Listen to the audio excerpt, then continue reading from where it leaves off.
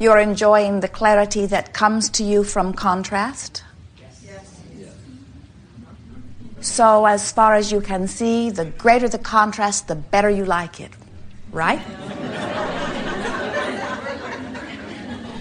We always have to push it just a little too far, don't we? Contrast is a very good thing, though, isn't it? Because from it, you are able to focus. And as creators, focusing is the art that you most understood before you made the decision to come forth into these bodies. In fact, these bodies themselves are focusing mechanisms. You said, wouldn't it be a wonderful thing if a part of this huge consciousness that is me, you said, from your non-physical perspective, could focus more specifically into an individual personality, interacting with many others who are focused similarly, who want differently, who believe differently, who live and create differently.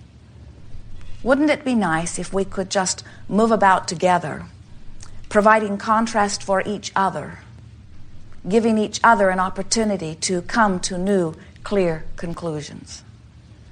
And that's what's happening here in this physical environment. You are interacting together for the benefit of one another.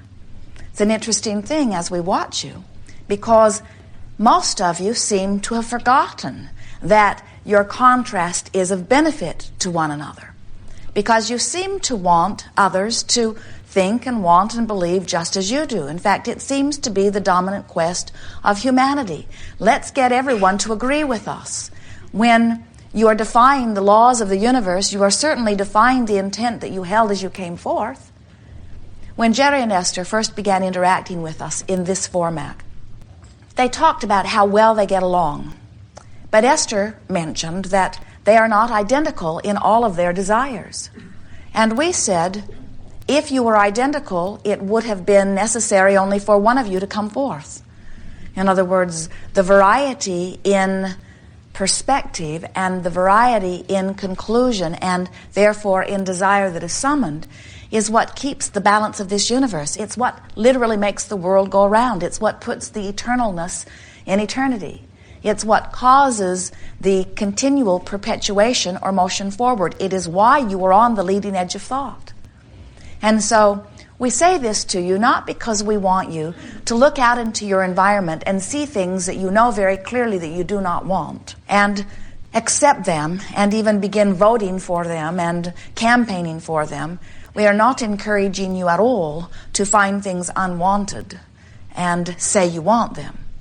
But what we are encouraging is that you allow the things that you do not want to be without your attention to them.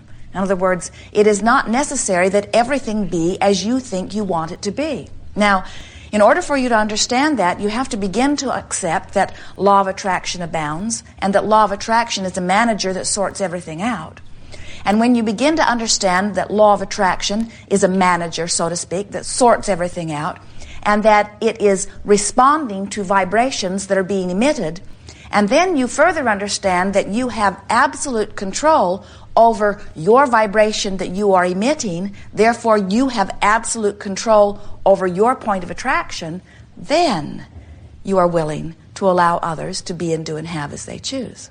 Until you understand that, we can see why you would be like so many others who want to try to control conditions. Because when you look out into a sea of conditions and you see conditions that please you, it is natural that you would say, I like that, I want more of that, I embrace that, or I support that, or I vote for that. I say yes to these conditions that please me. But when you look out and see conditions that don't please you, horrific things or just unwanted things, and you don't understand that those things have nothing to do with you, we can see why you might want to control those conditions, because you do feel much better when you look at conditions that feel good than when you look at conditions that feel bad. But the key for you is paying attention and, in fact, practicing what you give your attention to. Law of attraction is a big assistant there for you.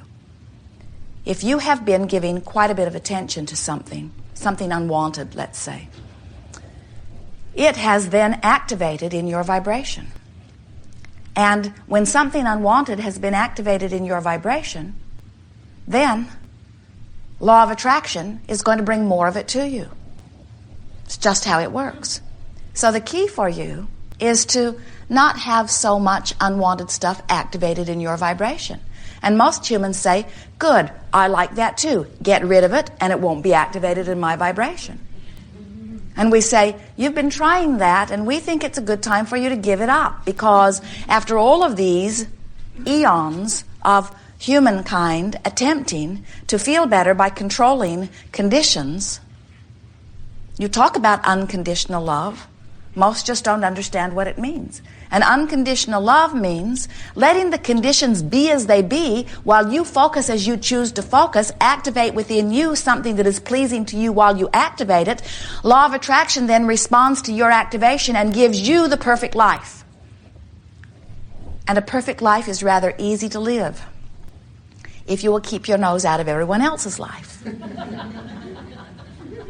But when you look out into those imperfect lives and you say, someone should do something about that, and you activate the imperfection that they're living in your vibration so that now you're not very happy, and eventually you may even begin to manifest some of the very thing that you saw over there, then you come to a workshop like this and you say, how can I make my life better? Or how can I be of value to others? How can I assist others in making their lives better? And we say, if we were standing in your physical shoes and we were wanting to express through our example a message that would be benefit to most, to all, the message would be, I have decided to mind my own business, and my own business is one of joy. So anywhere that there is a possibility of joy being evoked within me, I give it my attention. Whether I'm perusing my memory of past, whether I'm examining the present fullness of now, or whether I am speculating into the future. Since joy is that which I am dominantly seeking, and joy is that which I am dominantly tuned to, joy is that which is dominantly emanating from me, and joy is that which law of attraction is dominantly manifesting for me. And that's the way you live happily ever after. Many of you say, but I'm happy, but I worry about those who are not. And we say, keep it up and you will join them.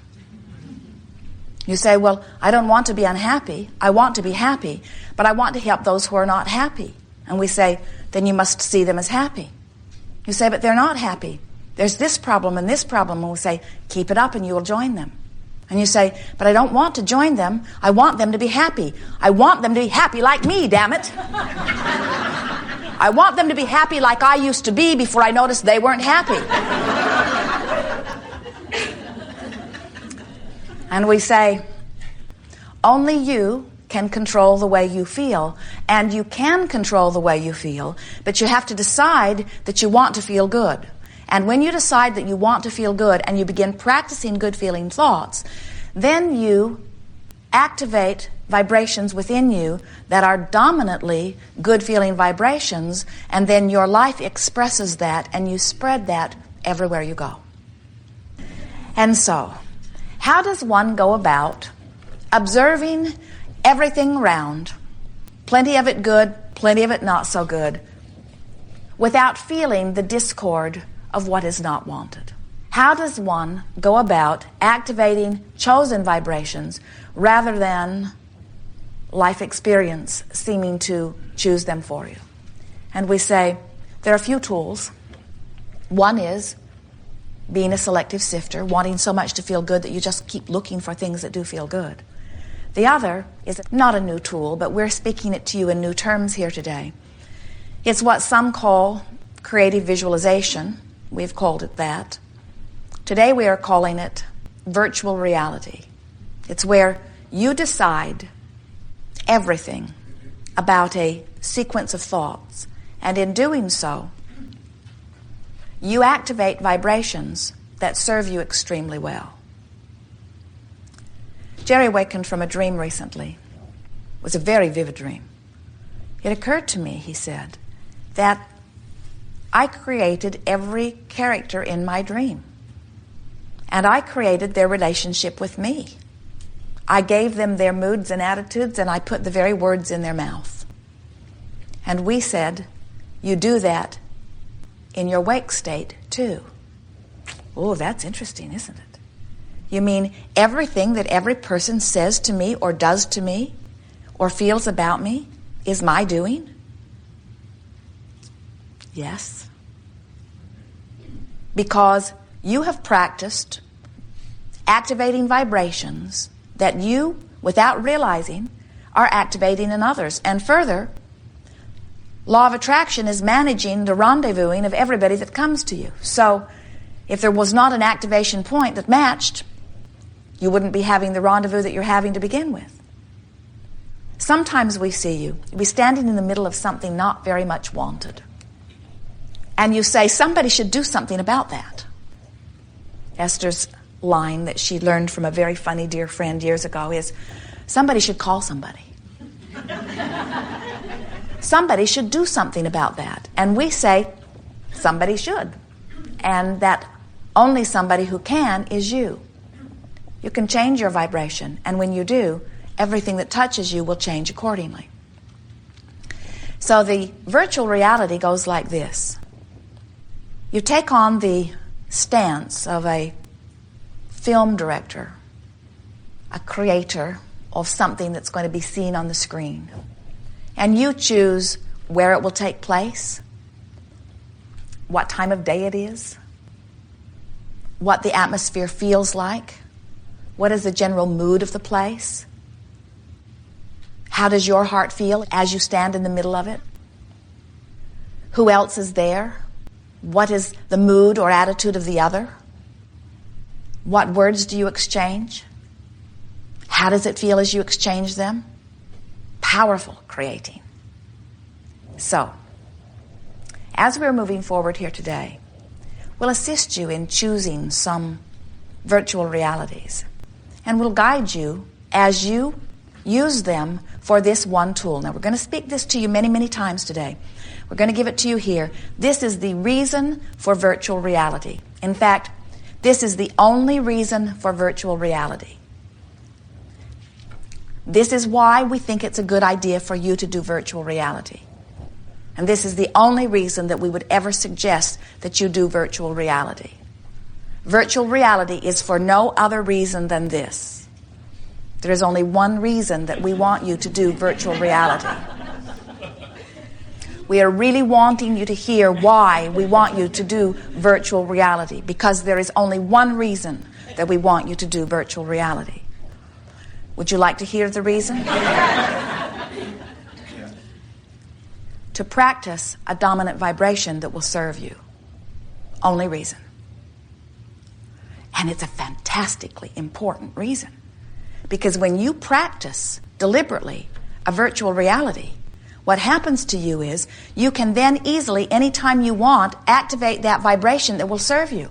And sometimes when life shows you something that you didn't mean for it to happen, but it activates another vibration within you that isn't serving you, if you've been practicing in your virtual reality a vibration that does serve you, you can get there really easily. So, there's only one reason that we want you to play with us relative to virtual reality, and that is so that you can begin to make dominant a vibration within you that is of your choosing. Sometimes people use virtual reality or creative visualization as a means of fixing something that is broken. And we say, you would not create in your virtual reality a beautiful house and then give it a leaky roof and then bring a repairman into your virtual reality and fix the roof. You get a sense of what we are talking about? You just create in your virtual reality something that pleases you.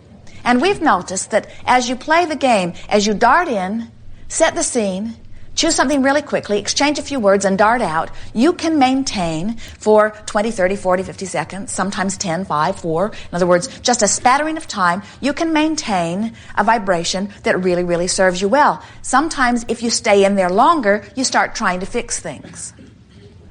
So, the key to virtual reality is get in quick, get a good feeling moment, practice it for a moment, then get out. Get in, create a good feeling moment, practice the feeling of it, then get out. And before you know it, you will have activated within yourself so many good feeling vibrations that they will dominate your vibrational pattern.